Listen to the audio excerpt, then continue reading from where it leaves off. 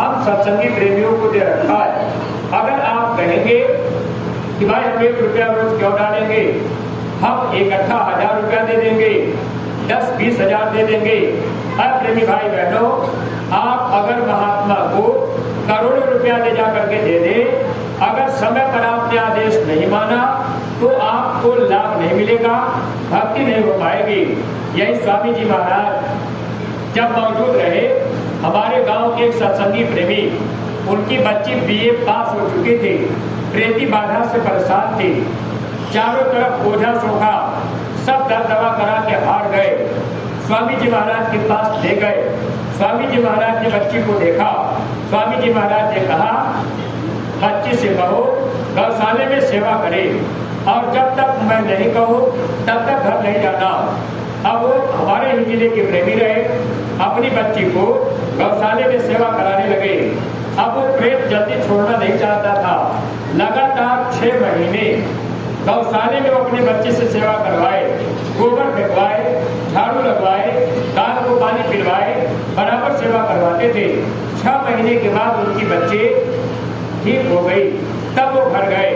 एक दिन की घटना वो बताने लगे, हमसे कहने लगे कि स्वामी जी महाराज, ठंडी का महीना, दिसंबर का महीना था, रात में 2 बजे स्वामी जी अपनी गाड़ी से बैठ करके गुरु महाराज गौशाले में आए। तब गौशाला 3 सेट का नहीं बना था, टूटी फूटी झोपड़ियां थी। स्वामी जी महाराज जब गौशाले में आए, गाड़ी की लाइट जल रही थी। स्वामी जी महाराज गाड़ी को घुमा घुमा कर सब गायों बैलों को देख रहे थे। गाय बैल ठंडी में कोहरा से बिल्कुल सिकुड़े हुए थे। स्वामी जी महाराज उनके तरफ ध्यान से दृष्टि डाल रहे। तब तक एक सेठ जी जो मथुरा गए थे, गौशाले में रात को सोए थे। जब गाड़ी की लाइट लगी तो वो प्रेमी उठ करके गाड़ी के पास आए। स्वामी जी महाराज गाड़ी में थे। वो सेठ जी स्वामी जी का दर्शन किए। दर्शन करने के बाद सेठ जी कहने लगे, हुजूर, ये गाय बेचारी ठंडी में है, अगर आपका आदेश मिल जाए तो इन गायों के लिए हम पूरा 3 सेट लगवा देंगे और सारी व्यवस्था हम करा देंगे, बस आपका आदेश मिले। स्वामी जी महाराज ऐसे अंगुली से इशारा किए, नहीं बच्चा। स्वामी जी महाराज ने कहा कि मैं अपने बच्चों से 10, 20, 50 रुपया सेवा लेकर ये सब काम करा दूंगा। प्रेमी भाई बहनों, कभी आपने सोचा ऐसा गुरु महाराज क्यों चाहते थे? अरे बड़े बड़े लोग गुरु महाराज के पास जाते थे जब मंदिर बन रहे थे। अकेले मंदिर बनवाने के लिए ऐसे प्रेमी तैयार थे, हम बनवा देंगे। कभी आपने सोचा स्वामी जी महाराज हमसे आपसे सेवा क्यों लेते रहे? ताकि हम लोग आदेश का पालन करते रहे। जब आदेश का पालन करेंगे तब भक्ति होगी। जब हम आप भक्ति करेंगे तो आत्मा के अंदर शक्ति आएगी। जब आत्मा के अंदर शक्ति आएगी तब ये मन कमजोर होगा। जब ये मन कमजोर होगा, आत्मा बलवती होगी, तब ये शक्ति की डोरी पकड़ेगी और अपने निखर जाएगी। प्रेमी भाई बहनों, अगर आप ये सोचेंगे भाई हमने तो सेवा दे दिया, अगर समय पर आदेश नहीं मानेंगे तो नुकसान हम प्रेमियों का हो रहा। इसलिए प्रेमी भाई बहनों, अपने घरों में गुल्लक रख करके 1 रुपया सेवा दिया करिए। बीच बीच में जब मथुरा से आदेश मिले तब आप जरूर सेवा में अपना योगदान दिया करिए, ताकि महात्मा आपका कर्म कर्जा चुकता करा दे। यही गुरु महाराज एक बार काफिला लेकर के गुजरात में जा रहे थे। स्वामी जी महाराज ने एक प्रेमी से कहा, बच्चा 50,000 रुपए सेवा भेज देना, काफिला जाएगा, हम वहाँ भंडारे में खर्च कर देंगे। स्वामी जी महाराज की बात उन्होंने सुन लिया। स्वामी जी महाराज काफिला लेके चले गए। वो प्रेमी, उनका मन साथ नहीं दिया, मन में भाव पैदा आया, ये 50,000 रुपया मैं इस समय धंधा में लगा दूंगा, 2 महीने बाद स्वामी जी महाराज को ले जाके दे दूंगा। पैसा उन्होंने धंधा में लगाया, काफिला बीत गया। स्वामी जी लौट करके वापस आए। अब वो प्रेमी मथुरा गए, स्वामी जी महाराज का दर्शन किए और सेवा पकड़ाए।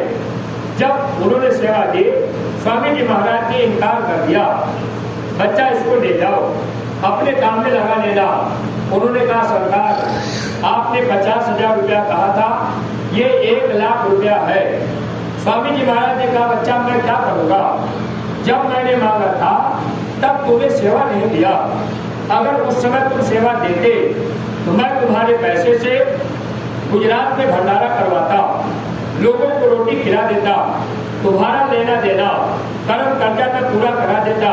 अरे बच्चा, तूने समय पर सेवा नहीं दे, वो कर्जा तुम्हारा बाकी रह गया। अब वो कर्जा चुकाने के लिए तुमको कई बार गुजरात में जन्म लेना पड़ेगा, वो कर्जा चुकाना पड़ेगा। सेठ जी रोने लगे, सरकार आप दया कर दीजिए, आप तो दयालु है। गुरु महाराज ने कहा, बच्चा दया वचन में दी जाती है, अगर समय पर वचन मानोगे तो दया मिल जाएगी, अगर समय पर वचन नहीं मानोगे दया नहीं मिलेगी। इसलिए सत्संगी प्रेमी भाई बहनों, हम आपसे प्रार्थना कर रहे हैं, आप हमेशा अपना ध्यान अपने गुरु दरबार की तरफ रखिएगा और मथुरा से जो आदेश मिले उसका पूरा पूरा पालन आप करने की कोशिश कीजिएगा। अगर आप आदेश का पालन करेंगे, भक्ति हमारी आपकी बनती जाएगी, जीवात्मा का काम हो जाएगा, मन कमजोर होगा, तभी ये जीव यहाँ से निकल पाएगा। हार जब जाए मन तुझसे, चढ़ा दे सुट को गगना। मन को हराने के लिए महात्मा आदेश देते हैं, लेकिन मन का काम क्या है, गुरु की बात काट कर मन जो है अपनी बात रखता है, मन अपने हिसाब से सेवा करता है, गुरु की बात को काटता है, और यही जीव काल के होते। आज अगर मिलाया जाएगा तो आप प्रेमी भाई बहनों, शायद 2-4 लोग गुरु के जीव बन पावे।